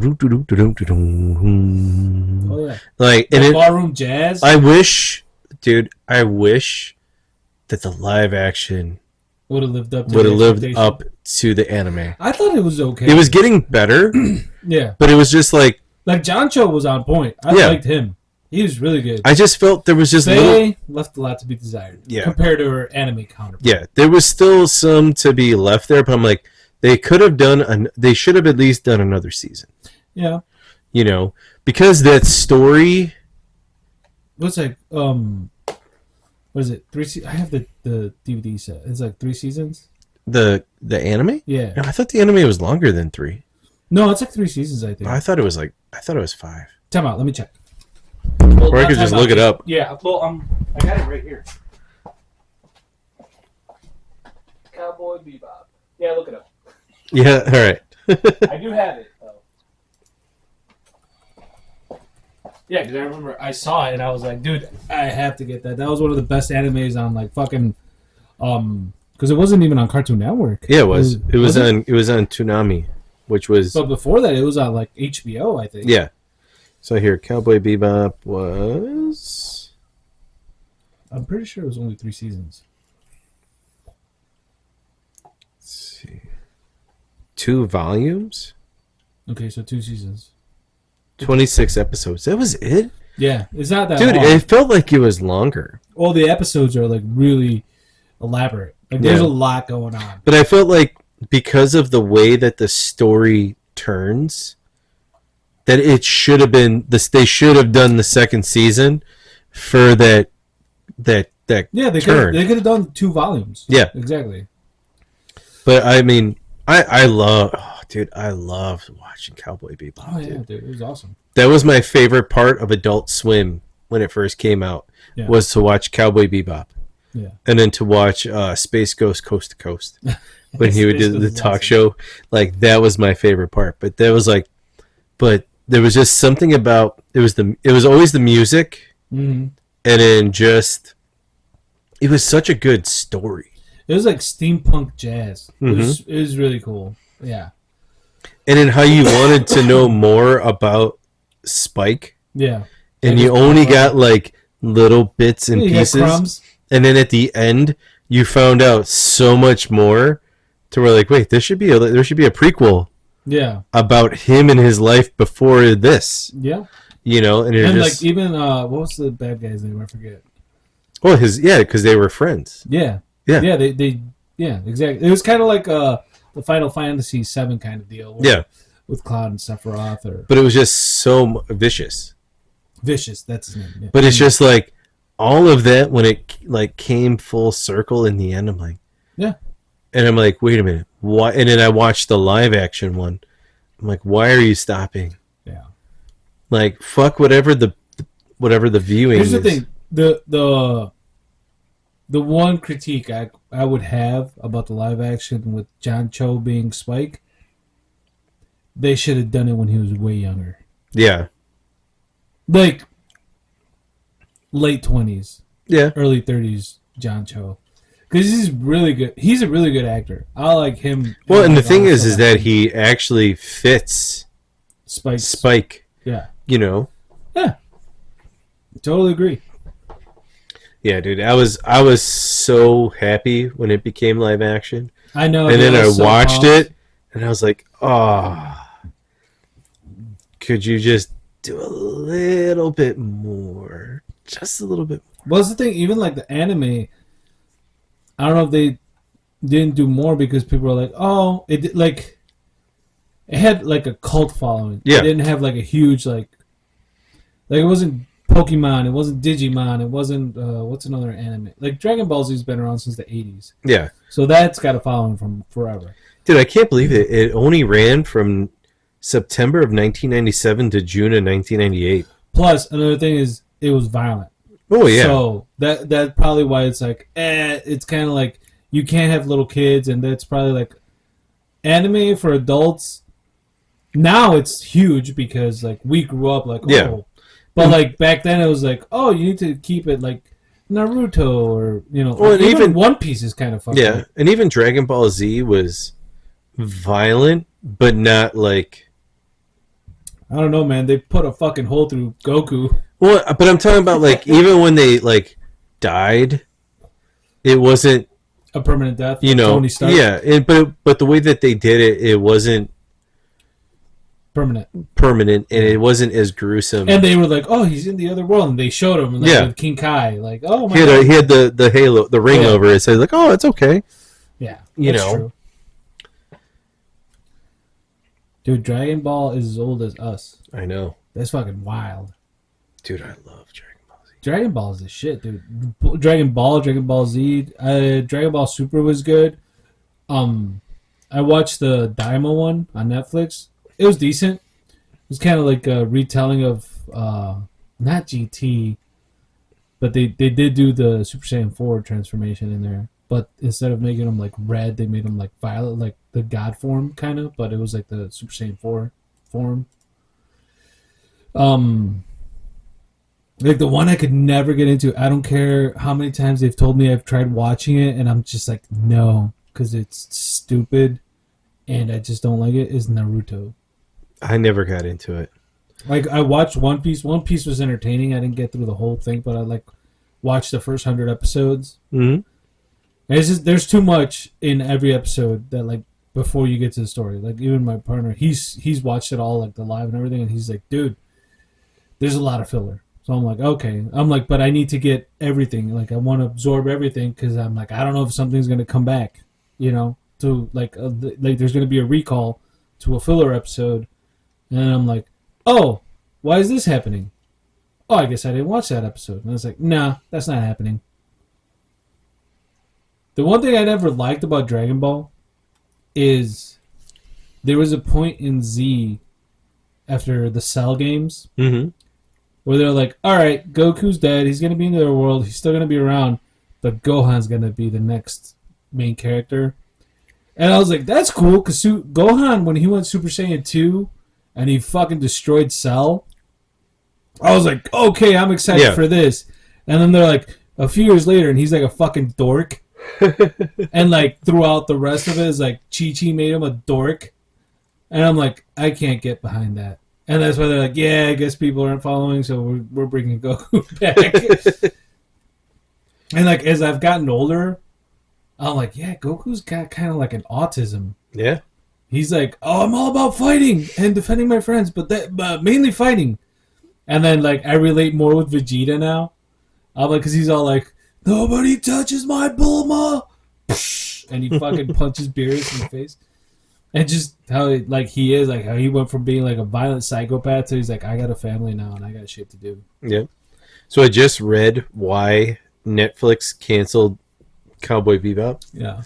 It's because Netflix has a renewal rate for scripted series is at 60% like viewer retention rate. Yeah. And their decision is balancing the show's viewership and cost. Mm. It was at 59%. Ooh, I guess I should have finished watching. And it was top 10 with almost 74 million viewing hours. Yeah. And they got rid of it because it was at 59%. And they already like were getting ready to film season 2. Which would have been bringing in Eddie, the kid. Yeah. You know, and they were like... And they had the corgi, right? They had the dog. Because it was at the end. Yeah. At the end, they were there. And the dog... I forgot, the dog had like a chip in the collar or something? Yeah. That they were looking for? But Ed was like a big part of the second season. Yeah. And then like Faye found out who she was, and then you had the whole thing with Spike. You know and which the episode well, not an episode because it's like 3 episodes. The casino raid. Yep. Yeah, that was a cool episode. Oh, dude, I love that show.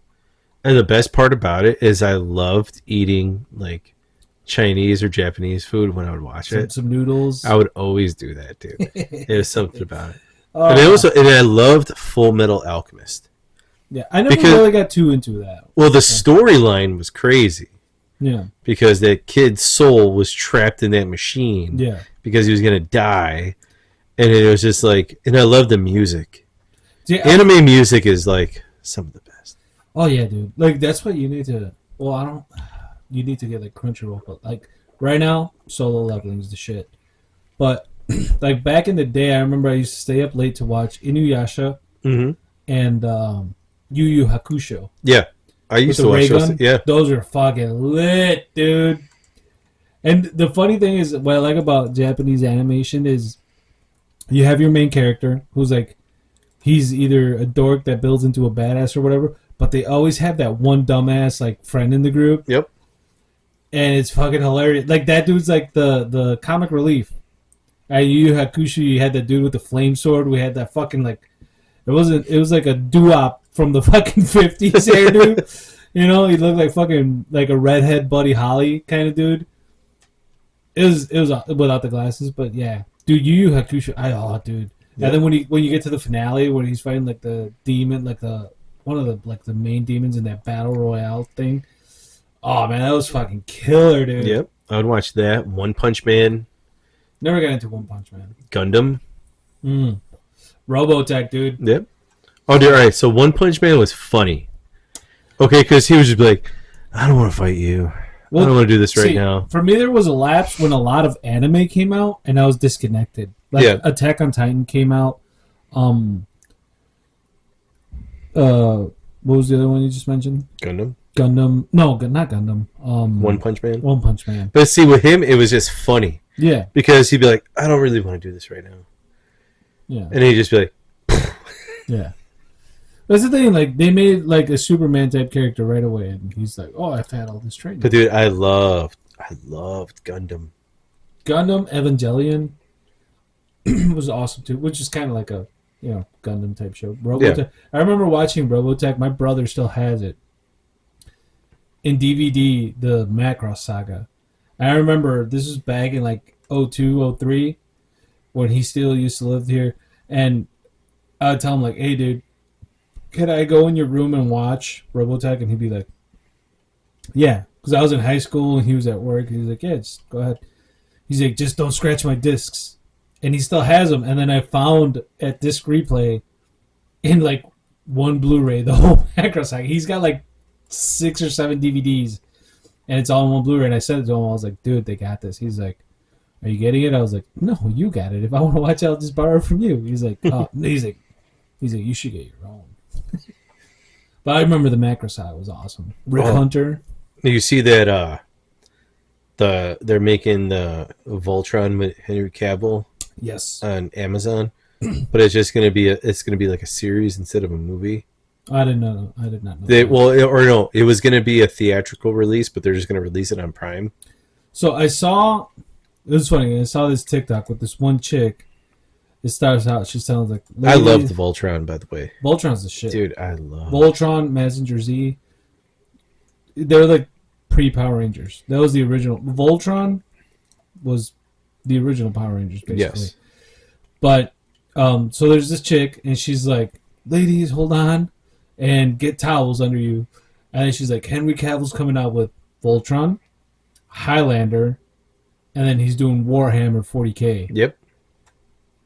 I was like, "Ladies, how about us dudes, man?" I was like, I need to cup, you know.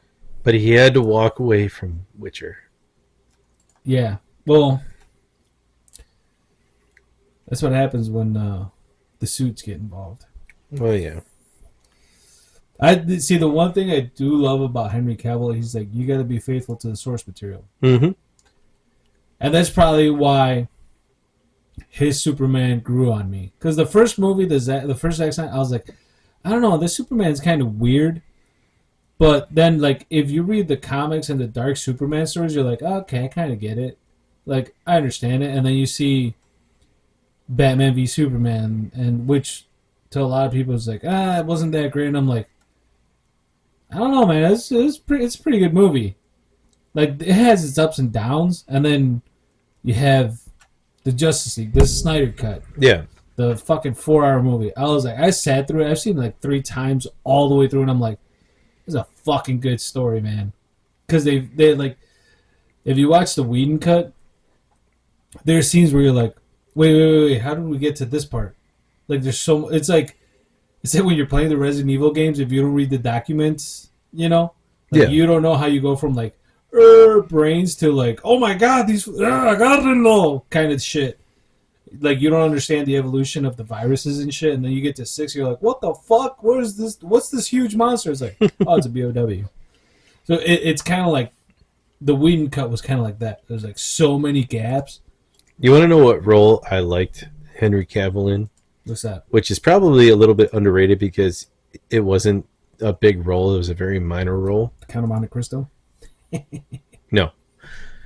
Was when he played Sherlock Holmes in Enola Holmes. Yeah. Dude, when he showed up, I'm like, oh my god. Yeah. This is about to get I'm like, that would be awesome for him to be Sherlock Holmes. Yeah. And it was good in Enola Holmes because he was trying to be like, oh, I'm just here to be your ward, blah, blah, blah, blah, blah. But it would be like, dude, do like an Enola Sherlock movie where they solve crimes together. Yeah, they could have done a third part with them two together. I think that would have been cool. And I loved, did you ever watch the series Sherlock with Benedict Cumberbatch? No, I never saw that.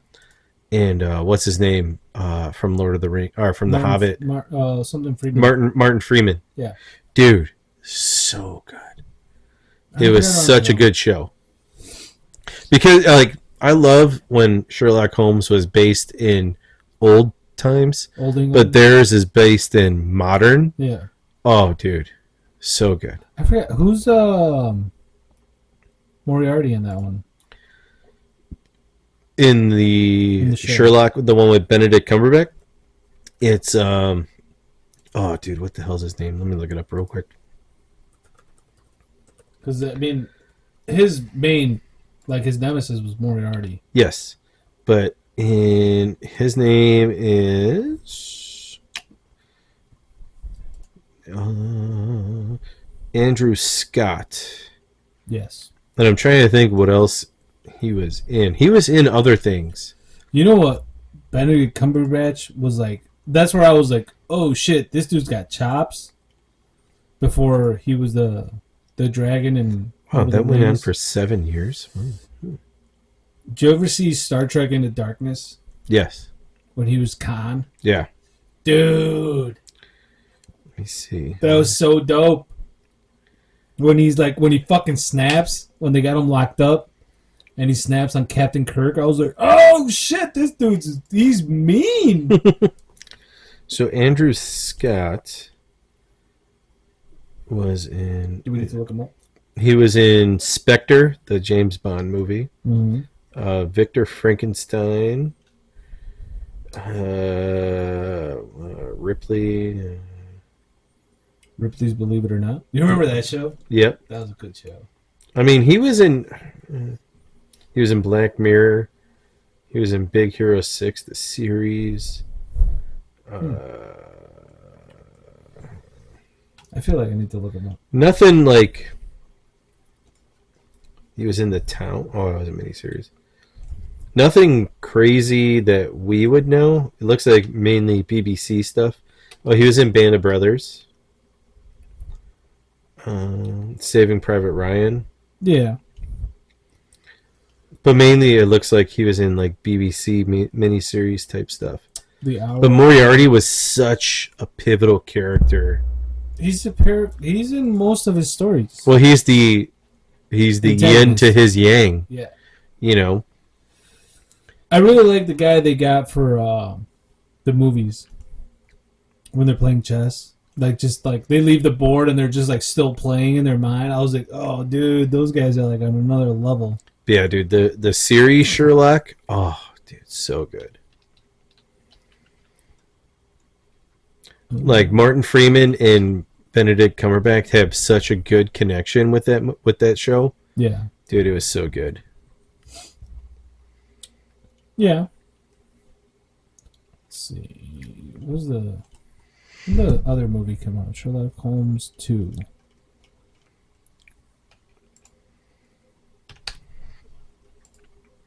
I want to see the cast. Jared Harris. Okay. He was really good in that. And he had Stephen Fry, who was his brother.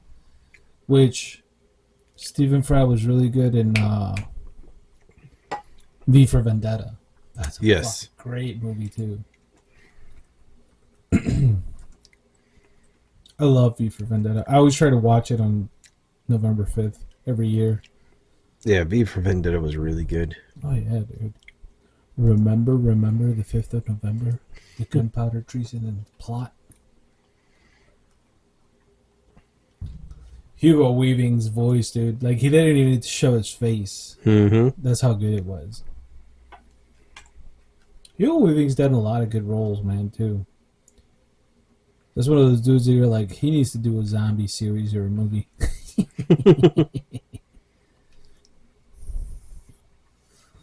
Oh, yeah. Oh, dude, such good stuff. Yeah. So yeah, I was thinking about doing the Ancestry.com. Yeah. I don't know. I'm still thinking about it. I don't want to get cloned and then like offed. Like, hey, we're replacing him. Nah, it takes a while. China's already duplicated Elon Musk. There's a picture of it. Do you ever see it? No. It's a meme. It's funny.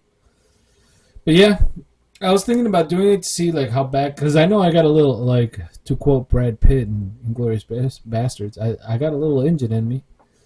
I know that. My grandpa passed away last year. He was part Indian. Okay. And not from his mom, but his dad, and they're like, we don't really know who his dad is, but my grandpa was one of those dudes that, like, he was basically 101 when he passed away, and he hardly had any wrinkles. So I was like, and he was white when he was younger, and then like over years just working in the sun, he got like super tan, and it just stayed, over years it just stays, and he just looked like a fucking redskin, know. So I was like, I probably got a little engine in me. I think I do. So I was thinking about doing that. Maybe we'll find out. One day I'll come in and be like, hey, guess what? It's like $100 though. Yeah. Yeah. We'll see. Wait a minute. What? There was an Enola Holmes 3? Oh, I don't know about that. Was Millie Bobby Brown in it? Or did they get some knockoff Timu actress to do it? Oh, Or it's in production? It began in April 10th, 2025. Oh, so they're doing it. So they're doing another one, yeah. So in November 2024, it was announced that a third Enola Holmes film was in development, with Philip Berrettini attached to direct and Millie Bobby Brown reprising her role as Enola Holmes as part of co-producing. The threequel will is described to be darker and more mature than previous films. In April 2025, Louis Partridge, Himesh Patel, Henry Cavill, Helen Bonham Carter, and Sharon Duncan Brewster were confirmed to be reprising their roles. That's one thing I never understood about that chick. Who? Millie Bobby Brown. She was like in such a rush to grow up. I know. Like, I don't get it. If I could go back to being 16, I would. Well, and dude, for her, like, she has done so much, and she's only 21. Yeah, she's married to Bon Jovi's son. Yeah. All right, let's close this up because I got to pee again, and I don't want to pause it again. So, you good with that? It's up to you, man. Yeah, let's just do a shot. Call it a day. My night at the museum will have to wait. No, we just went to the other thing we went to was the Blue Paradox thing, which was Okay. It was basically the way I took it was to raise consciousness about like plastics in the ocean, microplastics, and all that. They had a really cool showing because they had like this room that was like screens that like cascaded over you, and then the room was like full of mirrors, so like it all lit up with shit. Huh. It was pretty cool. It is pretty I cool. can show you afterwards. I don't want to. Go pay, motherfuckers. Garbage Island. It's free. They talk about Garbage Puerto Island Rico? and everything. No, the actual island of floating garbage. No, they don't talk. They don't. Show They don't talk about that. No, it's a short like 4-minute video. Why did you say Puerto Rico, dude? Because the Tony Hinchcliffe thing. I know, but why did you say it? You're like, Because you said Island of Garbage, and I was like, "Are you talking about Puerto Rico?" No, I don't mean any disrespect to Puerto Ricans. Man, dude. The 787s. That's their area code. I know that because I used to work for Sprint, and they. But there's an actual garbage island. I know what you're talking about. I thought you were referring to the Tony Hinchcliffe joke. No, I was talking about the actual island, not Puerto Rico. Don't cancel us. Jesus, dude. Yeah. I know you're Mexican, and Rivals to the Puerto Ricans. you guys are naturally rivals to Puerto Ricans. I will neither confirm or deny that. I will plead the fifth on that, and even though I have to say, I prefer Puerto Rican rice to Mexican rice. yeah, well, fuck you. Arroz con dulces is way better. Well, go eat that shit when you get out of here. Dude, I had a friend who was Puerto Rican, and that bitch would make that shit all the time. And I'd be like, "Is that Puerto Rican rice?" She's like, "Yep." I'm like, "Give me that whole bowl." I'm gonna tell my mom that so she doesn't cook for you anymore. She doesn't make me rice though. Oh, you've had her rice with the chile relleno? Yeah, but She ain't gonna make you no more. No. like I'm gonna tell her. Kyle likes Puerto Rican rice. her tamales. I'm gonna tell her he likes Puerto Rican tamales too. No, I'm gonna lie. They're wrapped in banana leaves, bro. I'm gonna lie. not about that. I'm gonna lie. It has to be corn husk. I'm gonna lie. Has to be corn husk. Oh, before I go, the reason we had this up was because of the Spider-Man exhibit. Final Fantasy, it had an original copy of First Appearance, and it was rated at a 5.5, I think. Okay. 5.6. This is a facsimile, but one of my buddies was like, "Dude, you have that, don't you?" And I'm like, "I had a facsimile, and it's rated at a 9.2, even though I bought it new, in casing and everything." I was like, "Great!" I sent it out to get graded. Still an amazing comic, but the Silver Age comics are like way bigger because they actually use like the whole sheet of paper, the 11 by 8 paper. But still, this is up here for that. I'm showing off my part of the collection. Nice. So before we end, there is something funny I have to tell you. Okay. So we went to one of Colleen's friends' houses for dinner the other night, and we made tacos. Puerto Rican tacos? No, I went and got arrachera. Okay. And it was funny because her friend was like, "Oh, make sure Kyle gets it like tenderized and blah blah blah blah blah blah blah." And Colleen was like, Kyle's like more Mexican than he is white, right? And she's like, "What?" She's like, "Yeah, where he grew up, like he knows what to get." Yeah. And I got the stuff and I brought it and it was all set up. And her husband, who's Mexican, cooked it. He's like, "Bro, this shit's really good." I'm like, "Yeah, I know what to do when it comes to this stuff. I'm not going to be like, oh, here's some flank steak. Yeah. Do whatever you want." I'm like, "Nah, dude, I got it this way with this and this and this." And you do all this other stuff. He's like, "Man, you did a really good job." I'm like, "Yeah, my buddy Juan says I'm more Mexican than..." You are. Dude, you're honorary Mexican. Dude, Well, and I even told them about the time that I first like actually talked to Talia, and I was like, "All right, you could speak to me in Spanish slowly." And then as soon as she was like, I'm like, "Nope." I'm like, "I'm done." And they're like, "What?" I'm like, "Oh, dude, she got way too comfortable." Yeah. And I just looked at her. I'm like, "Nah, you lost me." I'm like, "I'm gone now." That's the thing. When she starts talking, she'll lose herself, and she's just like, she talks fast. And I'm like, "Here, drink another beer to slow down. To slow down. You got to slow down. Yeah. You got to keep going." Oh, and the graduation party is when the shotgun is going to happen. I already told Colleen, and she's all on board. So what's going to happen? Hey. I'm going to get a nice low alcohol volume seltzer so she can do it. You can try. Or I could get her some cough syrup, and I'll make her. No. I need my medicine. I need my medicine. Still. Do you know how to make a white gummy? I can figure it out, dude. Can't be that hard, right? No. Or I can make her we can make her a lemon drop. Yeah. Which would just be as good. Yeah. How about here? Chug this shit. Sounds like I'm not drinking that night, I guess. She can have one, dude. Jalapeno? One. Yeah, that's good. Dude, she can have one, and you'll be all right. Uno. Okay. I'm okay with it, you know. I'm not opposed to the idea. That's all I'm saying. One shotgun isn't going to kill her. I can grab a little bit, rub it on Allison's gums, and be like, go to sleep. Yeah. Put some fucking tequila or rum. If she's teething, be like, here you go. I know that's what they used to do back in the day. They still do it, dude. Yeah.